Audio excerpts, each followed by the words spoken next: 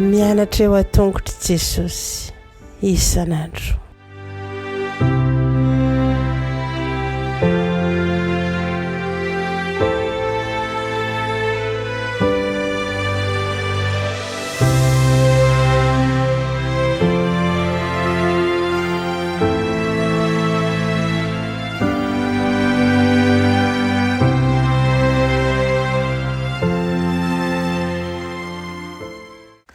Faly miarabantsika tsirairay avy-indray tonga eto amin'ny fandraisana ny lesona ho an'ny lehibe isika amin'ity anio ity.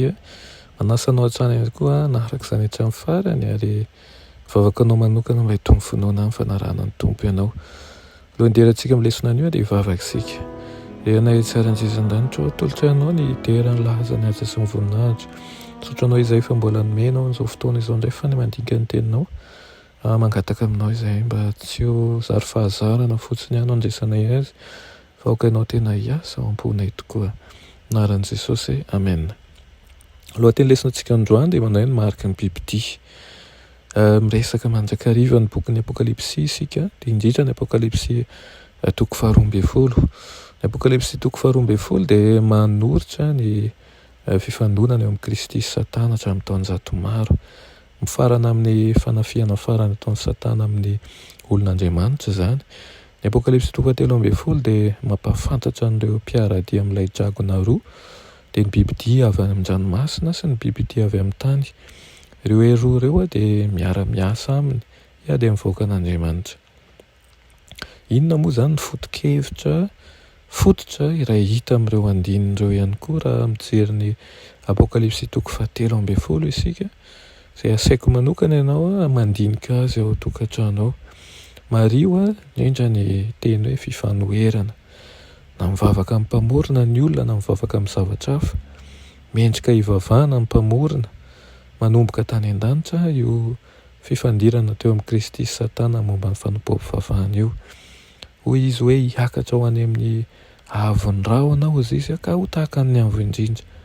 Tiany Satana ny fanompoam-pivavahana ho an'ny mpamorona rery ihany. Araka ny Apokalipsy 13 dia naomby tamin'ny asan'ilay bibidia izy. Ny fampitahana amin'ny Daniela toko 7 dia mampiseho ihany koa fa io bibidia io dia mitovy amin'ilay tandroka kely izay mitady hanova fotoana sy lalàna izy ary mampiasa fahefana mandritra ny andro ara-paminaniana. Izany hoe ny 990 izany mandritra ny taona io. Ny any ampahany amin'ny lalàn'Andriamanitra izany hoe ny didy folo momba ny fotoana dia ny didy 14. Niezaka nanovan'ny andron'ny sabotsy fa 7 alahady voalohany amin'ny herinandro manko ity fiangonana ity. Satria ny hery eto amin'ny tany hitady hanova ny andro fivavahana. Dia ny sabatandro 17 izany izay nomen'Andriamanitra ho famantarana ny fahefany dia fikasana haka ankeriny.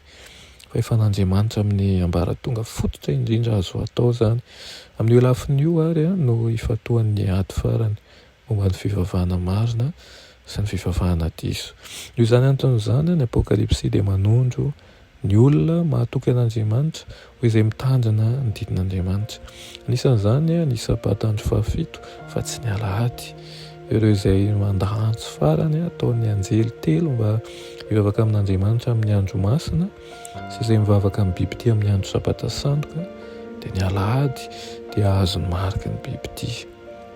Ny irina dia ahafahanao mandalina bebe kokoa an'izany ka tsy handray izany ho zavatra mandalo fotsiny ihany tsarovy fa ao anatin'ny ady lehibe tokoa isika ankehitriny ary mitady ny moyen rehetra tokoa Satana mba ahafahanao mivily amin'ny fanompona an'Andriamanitra. Vavaka isika, rainay tsara anjisan-danitra mbola misaotra anao mandrakariva izay manome sakafom-panao anay.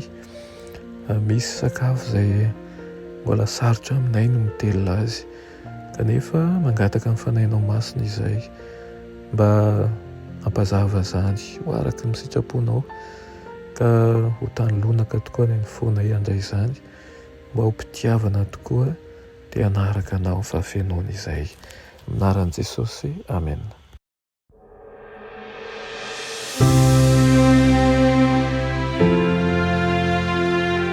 mianatra eo an-tongotry Jesosy isan'andro.